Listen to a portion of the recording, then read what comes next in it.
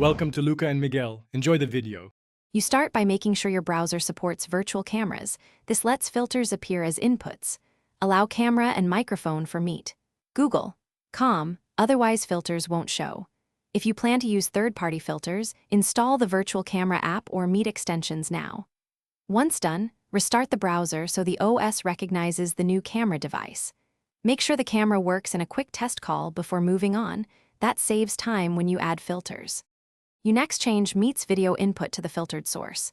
In a meeting preview, click the three dots and open Settings, then Video. Choose the virtual camera or the extension's camera option instead of your physical webcam. This routes the filtered output into Meet, so whatever the app overlays appears to others. If you use an extension, enable its filters before selecting the camera, otherwise you'll see the raw feed. Once selected, confirm by viewing your preview image.